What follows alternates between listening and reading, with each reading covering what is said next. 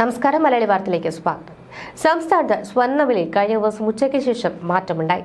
ഗ്രാമിന് 11,645 രൂപയും പവന് 93,160 രൂപയിലുമാണ് വ്യാപാരമുണ്ടായത്. ഗ്രാം വിലയിൽ 150 രൂപയും പവൻ വില 1,200 രൂപയും കുറച്ചാണ് വില പുതുക്കിയത്. തതുല്യമായ മാറ്റം ചെറു കാരറ്റുകളുടെ വിലയിൽ ഉണ്ടായിട്ടുണ്ട്. 18 കാരറ്റിന് ഗ്രാമിന് 120 രൂപ കുറഞ്ഞ് 9,580 രൂപയായി. 14 കാരറ്റ് ഗ്രാമിന് 7,460 രൂപയിലും 9 കാരറ്റിന് 4,810 രൂപയിലുമായിരുന്നു വ്യാപാരം. രാവിലെ വില നിശ്ചയിക്കുമ്പോൾ അന്താരാഷ്ട്ര സ്വർണ്ണ വില $4,165, വിനിമയ നിരക്ക് 88.76%. പിന്നീട് വില $4,123 കുറഞ്ഞു. അതാണ് കേരളത്തിലും വിലയിൽ പ്രതിഫലിച്ചത്. ഉച്ചയ്ക്ക് 12:30 വ്യാപാര സംഘടനകൾ വില പുതുക്കിയത്. ആഗോള രാഷ്ട്രീയ സാഹചര്യങ്ങളും അമേരിക്കൻ ടാരിഫുമെല്ലാം സ്വർണ്ണത്തിന് കൂടുതൽ മുന്നേറ്റത്തിനുള്ള അവസരമൊരുക്കി. 2026 രാജ്യാന്തര സ്വർണ്ണ വില $5,000 ആകുമെന്നാണ് പ്രവചനങ്ങൾ. അങ്ങനെയെങ്കിൽ കേരളത്തിൽ വില 1.20 ലക്ഷം കടക്കും. സാധാരണ ദിവസത്തിൽ ഒരു നേരമാണ് സ്വർണ്ണവില മാറിയിരുന്നത്. ഇത് സംബന്ധിച്ച് വ്യാപാരികൾ തന്നെ രാവിലെ ഇത് പ്രഖ്യാപിക്കും. അപൂർവമായി ദിവസങ്ങളിൽ 2 തവണ വിലയിൽ മാറ്റം വരും. ആഗോള വിപണിയിൽ സംഭവിക്കുന്ന മാറ്റത്തിനനുസരിച്ചാണ് 2 തവണ വിലയിൽ ഏറ്റക്കുറച്ചിലുകൾ സംഭവിക്കുക.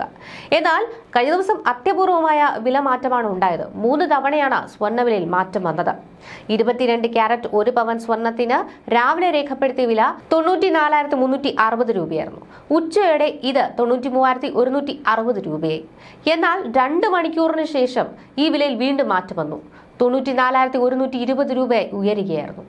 ഇനിയും വില ഉയരുമെന്ന് തന്നെയാണ് പ്രവചനങ്ങൾ. അതിന് ബലമേകുന്ന വിധം രാവിലെ സ്വർണ്ണവില വീണ്ടും വർദ്ധിച്ചിട്ടുണ്ട്. ഓരോ മലയാളികളും ഉറ്റുനോക്കുന്ന കാര്യമായിട്ടും സ്വർണ്ണവില നിശ്ചയിക്കുവാൻ സർക്കാരിന്റെ സംവിധാനമില്ല എന്നതും എടുത്തു പറയേണ്ടതാണ്. വ്യാപാരികളുടെ കൂട്ടായ്മയാണ് വില നിശ്ചയിക്കുന്നത്. രാജ്യാന്തര വിപണിയിലെ സ്വർണ്ണവില, മുംബൈ വിപണിയിൽ നേരിട്ട് ഇറക്കുമതി ചെയ്യുന്ന സ്വർണ്ണത്തിന്റെ വില, ഡോളർ രൂപ വിനിമയ നിരക്ക് എന്നിവ ഒത്തുനോക്കിയാണ് കേരളത്തിൽ വില നിശ്ചയിക്കുന്നത്.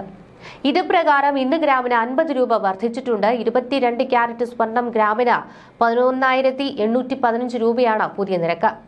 പവൻ സ്വർണത്തിന് 94,520 രൂപ നൽകണം. അതേസമയം 18 ക്യാരറ്റ് സ്വർണത്തിന് 40 രൂപ വർദ്ധിച്ച് 97,020 രൂപയായി. 14 ക്യാരറ്റ് ഗ്രാമിന് 7,560 രൂപയും 9 ക്യാരറ്റ് ഗ്രാമിന് 4,880 രൂപയുമാണ് ഇന്നത്തെ വില.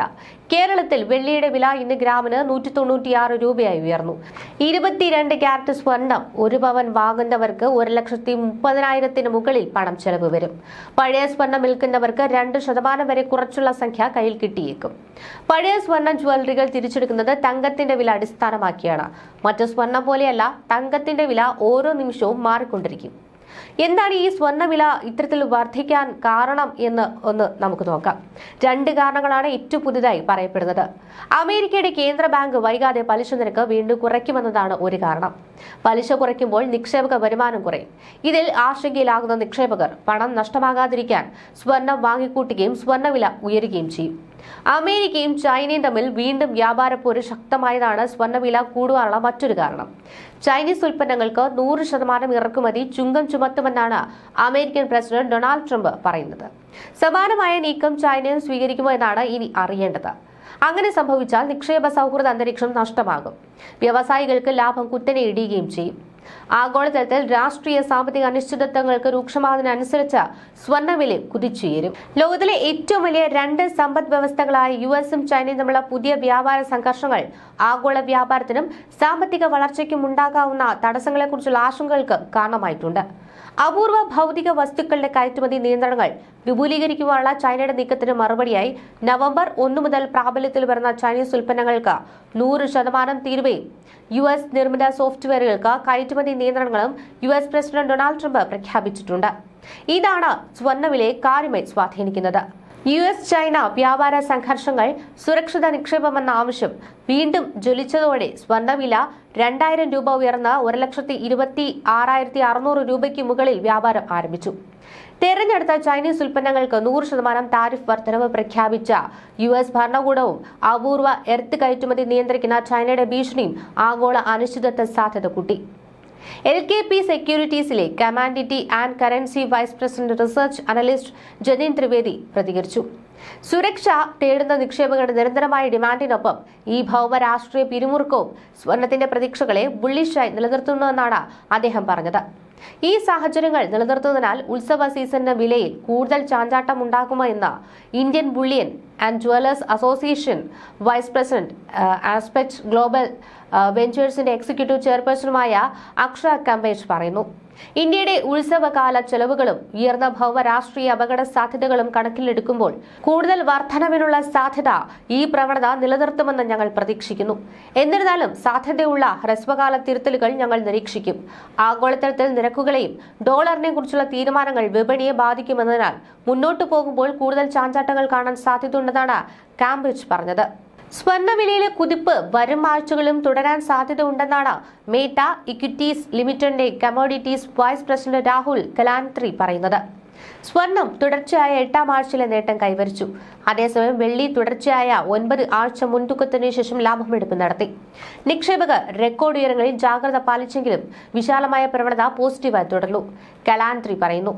വരും ആഴ്ചകളിലും ബുള്ളിഷ് ആക്കം തുടരാൻ സാധ്യതയുണ്ട് എന്നും സ്വർണത്തിന് $3,965 $3,930 പിന്തുണയും $4,050 $4,075 പ്രതിരോധവുമുണ്ട് എന്നും അദ്ദേഹം പറഞ്ഞു.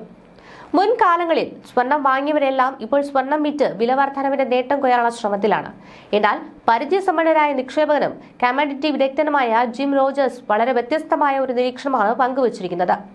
തന്റെ കയ്യിൽ അല്പം സ്വർണവും വെള്ളിയും ഉണ്ടെന്നും എന്നാൽ താൻ അത് വിൽക്കാൻ ഉദ്ദേശിക്കുന്നില്ല എന്നുമാണ് അദ്ദേഹം പ്രതികരിച്ചത്. വിപണിയുടെ സമയം നിശ്ചയിക്കുന്നതിൽ താൻ വിശ്വസിക്കുന്നില്ലെന്നും നിലവിലെ വില നിലവാരത്തിൽ 2 ലോഹങ്ങളും കൂടുതൽ വാങ്ങാൻ ഉദ്ദേശിക്കുന്നില്ലെന്നും റോജേഴ്സ് പറയുന്നു. വിലക്കയറ്റത്തിനിടയിൽ താൻ അടുത്തിടെ കുറച്ച് വെള്ളി വാങ്ങിയിരുന്നുവെന്നും എന്നാൽ തന്റെ പക്കലുള്ള സ്വർണമോ വെള്ളിയോ ഒരിക്കലും വിറ്റിട്ടില്ലെന്നുമാണ് അദ്ദേഹം പറയുന്നത്. മാത്രമല്ല ഈ ലോഹങ്ങൾ ചെറിയ അളവിൽ ശേഖരിക്കാൻ തുടങ്ങുവാനും അദ്ദേഹം നിക്ഷേപകരെ ഉപദേശിച്ചു. എന്നിരുന്നാലും ഇത് വാങ്ങാൻ അനുയോജ്യമായ സമയമല്ല ഇതെന്നും അദ്ദേഹം കൂട്ടിച്ചേർത്തു. സ്വർണത്തിന്റെയും വെള്ളിയുടെയും വില ഇവിടെ നിന്ന് കുറയുകയാണെങ്കിൽ കൂടുതൽ അളവിൽ ഞാൻ വാങ്ങാൻ ആഗ്രഹിക്കുന്നു. വിപണി അവയെ വില കുറച്ച് കാണുമ്പോഴോ അവഗണിക്കുമ്പോഴോ അവ വാങ്ങുക എന്നതാണ് തന്റെ നിക്ഷേപ സമീപനം. അവ കുറയുമ്പോൾ ആരും അവ ആഗ്രഹിക്കാത്തപ്പോൾ ഞാൻ കൂടുതൽ വാങ്ങാൻ പ്രവണത കാണിക്കുന്ന സമയമാണിത്. എന്റെ സ്വർണവും വെള്ളിയും വിൽക്കാൻ ഞാൻ ഒരിക്കലും ആഗ്രഹിക്കില്ല. എന്റെ കുട്ടികൾക്ക് അവ എന്തെങ്കിലും ലഭിക്കണമെന്ന് ഞാൻ ആഗ്രഹിക്കുന്നുവെന്നും റോജേഴ്സ് പറയുന്നു. വെള്ളിയുടെ ശക്തമായ പ്രകടനത്തിന് ഒരു കാരണം മുൻകാലങ്ങളിൽ കൂടുതൽ കുത്തനെ ഇടിഞ്ഞതാണെന്നാണ് റോജേഴ്സ് അഭിപ്രായപ്പെട്ടത്. വെള്ളി കൂടുതൽ വില ഇടിഞ്ഞതിനാൽ കൂടുതൽ ഉയർന്നു എന്നും അദ്ദേഹം വിശദീകരിച്ചു. മറുവശത്ത് കുറച്ചു മാസങ്ങൾക്ക് മുൻപ് തന്നെ സ്വർണം എക്കാലത്തെ ഉയർന്ന നിലവാരത്തിലെത്തിയിരുന്നുവെന്നും അദ്ദേഹം ചൂണ്ടിക്കാട്ടി.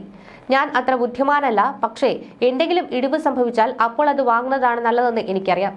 പക്ഷേ സ്വർണവും വെള്ളിയും ഇപ്പോഴും എന്റെ കൈവശമുണ്ടെങ്കിലും ഞാൻ വിൽക്കുന്നില്ല എന്നും അദ്ദേഹം പ്രതികരിച്ചു. മിക്ക സർക്കാരുകളും വലിയ അളവിൽ പണം അച്ചടിക്കുന്നുണ്ടെന്ന് ചൂണ്ടിക്കാട്ടി. ആഗോള കടത്തെയും പണനയത്തെയും കുറിച്ചുള്ള ആശങ്കകളും റോജേഴ്സ് പങ്കുവച്ചു. ചരിത്രത്തിലെ ഏറ്റവും വലിയ കടബാധ്യതയുള്ള രാഷ്ട്രമാണ് US. മിക്ക രാജ്യങ്ങളും അവരുടെ കറൻസികളുടെ മൂല്യം കുറയുമ്പോൾ സ്വയം പരിരക്ഷിക്കാനുള്ള ഏറ്റവും നല്ല മാർഗം സ്വർണം സ്വന്തമാക്കുക എന്നതാണെന്നും അദ്ദേഹം പറയുന്നു.